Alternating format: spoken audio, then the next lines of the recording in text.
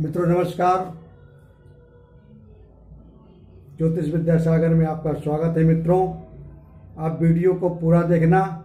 आज मैं आपको बृहस्पति के बारे में बताऊंगा कि बृहस्पति कहाँ का कितना शुभ होता है, कितना अशुभ होता है।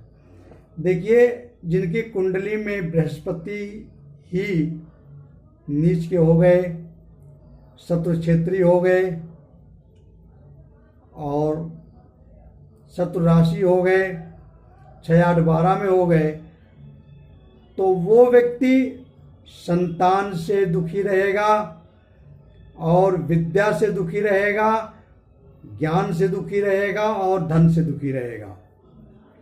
विद्या, धन और संतान का कारक होते हैं बृहस्पति जी। तो अब हम आपको बताते हैं, आगे चल के वीडियो का पूरा देखना, लाइक करना, सब्सक्राइब करना न भूलना।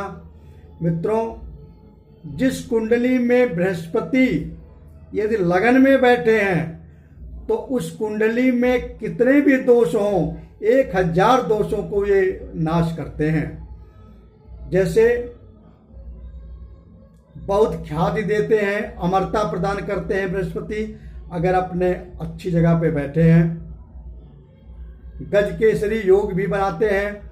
अगर आदमी गज केसरी की तरह होता है, गज केसरी योग कब बनता है कि जब बृहस्पति से चंद्रमा चौथे में आके बैठ जाते हैं। बृहस्पति से चंद्रमा चौथे में आके बैठ जाए, केंद्र या त्रिकोण में बैठ जाए या चौथे में कहीं भी आके बैठ जाए, तो गज केसरी योग होता है। और वो गज केसरी योग बहुत धन पैदा करने वाले होते हैं। वही शकट योग भी बनता है। अगर बृहस्पति से चंद्रमा एक दूसरे के 6 और 8वें में आके बैठ जाएं, तो वो शकट योग बनता है। शकट योग में उत्पन्न होने वाला व्यक्ति हमेशा दुर्भाग्यपूर्ण जीवन जीता है, निर्धनता में जीवन बिताता है और बच्चों, संतान के प्रति भी, धन के प्रति भी हमेशा वो कमजोर ही होता है। अब देखिए, कुछ मैंने पॉइंट आपको बता रहे हैं कुंडली के माध्यम से। विवेकानंद का नाम आप सुने होंगे कि विवेकानंद अमरता को प्रदान हो गए। क्योंकि बृहस्पति 11वें भाव में उनके बैठे हैं। विवेकानंद की कुंडली आप उठा के देखोगे तो बृहस्पति 11वां भाव में बैठे हैं और 7, 8 अंकों के साथ हैं। बृहस्पति का प्रस्तर वर्ग आप उठा के देखिए।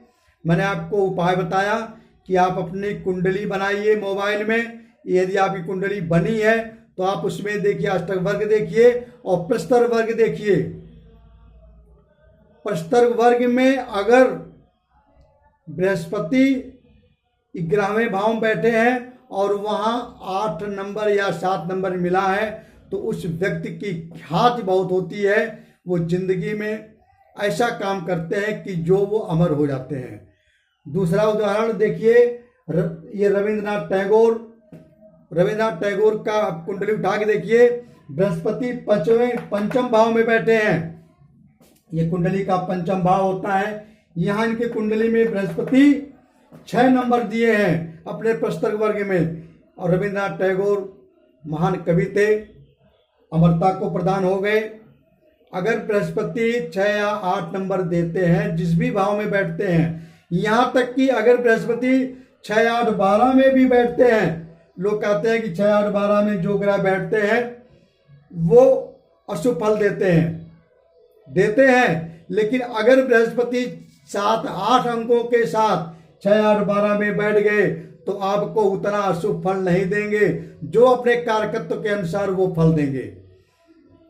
ज्योतिषी क्या करते हैं कि अगर बृहस्पति को देख लिए कि 6, 8, 12 में बैठे हैं, तो समझ वो तुरंत कह देते हैं कि आपको संतान से पीड़ा है, आपको धन से पीड़ा होगी। लेकिन ऐसा नहीं होता। यदि वो अपने प्रस्तर वर्ग में 6, 8, 7 नंबर दिए हैं, तो न संतान से पीड़ा होगी और न ही धन से पीड़ा होगी और न विद्या से, तीनों ठीक चलेंगे।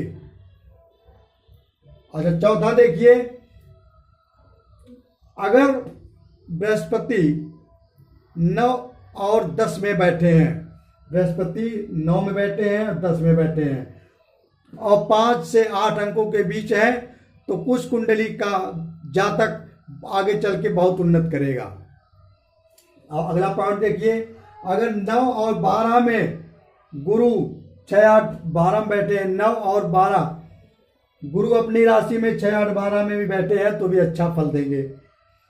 धन दौलत और बच्चों के लिए ये अगर बृहस्पति कारक होते हैं, अगर ये 5 और 8 अंक लेकर के कुंडली के किसी भी भाग में बैठे हैं तो आप धन के, दौलत के और बच्चों के मामले में धनी हो। और अगला देखिए, राजकेसरी योग मैंने आपको बता दिया। अगर बृहस्पति से चतुर्थ में चंद्रमा है तो और केंद्र में है तो राजकेसरी योग। अगर बृहस्पति से चंद्रमा 6, 8 में पड़ता है तो शकट योग। शकट योग में उत्पन्न होने वाला आदमी बहुत ही दुर्भाग्यपूर्ण होता है।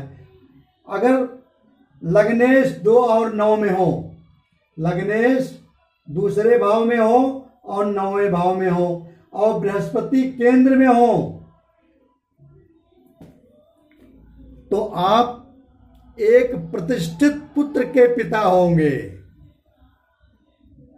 आप अपनी कुंडली उठा के देखिए कि अगर लग्नेश द्वितीय भाव में बैठे हों और 9वें भाव में बैठे हों और बृहस्पति जी 5 से 8 अंकों के साथ केंद्र में बैठे हों तो आप समझ लीजिए कि हमारा पुत्र मेरा नाम रोशन करेगा, हमारा पुत्र बहुत बड़ा अधिकारी होगा, उसके माध्यम से मेरा भी नाम रोशन होगा।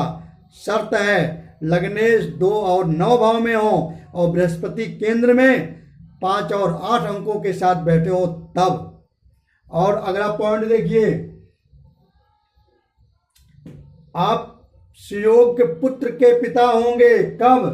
पंचमेश से जब बृहस्पति का संबंध होता है, पंचमेश ये है, और इनसे बृहस्पति या तो बैठे हो, युति हो या दृष्टि करते हो पंचमेश से। इसमें सब पंचमेश जैसे 7 नंबर की राशि है, 7 नंबर की राशि इनके मालिक शुक्र देव होते हैं। शुक्र से अगर बृहस्पति की युति हो जाए, बृहस्पति से दृष्टि हो जाए तो आप समझ लो कि आप एक बहुत सुयोग्य पुत्र के पिता होंगे, आपका पुत्र बहुत ही योग्य निकलेगा। अगला पॉइंट,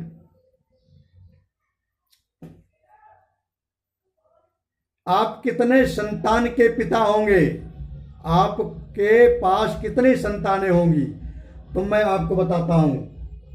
जैसे गुरु से पंचम में आप देखिए, गुरु का प्रस्तारक वर्ग आप निकालिए, गुरु से पंचम में जितने अंक हो उसको एक तरफ करिए, गुरु का शोध पिंड में उसमें आप गुणा करिए, जो गुणनफल आता है 27 से भाग दे दीजिए, जो संख्या निकल के आती है उतनी आपको संतान होगी।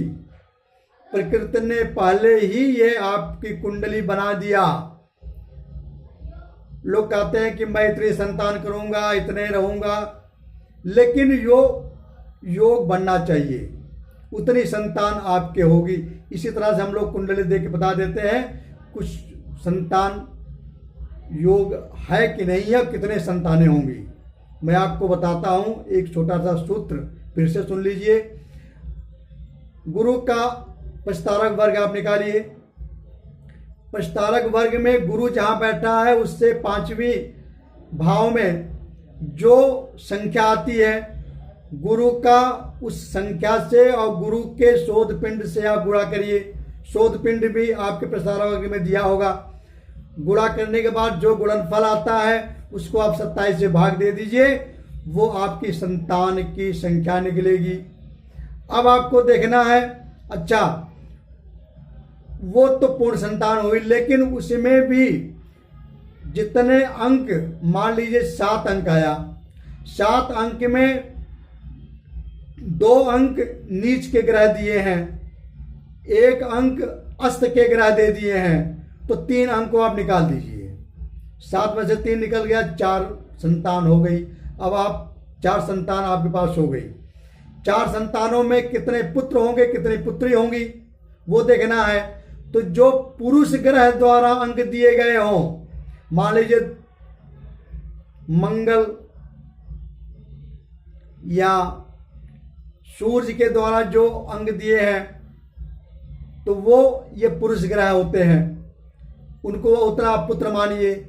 और जो शुक्र, चंद्रमा या शनि के द्वारा जो ग्रह दिए हैं, अंग दिए हैं, उनको आप पुत्री मानिए। इस प्रकार से कितने पुत्र होंगे, कितने पुत्री होंगी, इसका भी विवेचन आप इस अष्टवर्ग से निकाल सकते हैं। मित्रों नमस्कार, इस वीडियो में इतना ही। और आगे अगर आपको कुछ समझ में नहीं आया हो तो मेरे आप व्हाट्सएप पे जाइए, डिस्क्रिप्शन बॉक्स में मेरा व्हाट्सएप होगा, और व्हाट्सएप नंबर पे जा करके आप हमसे पूछ सकते हैं।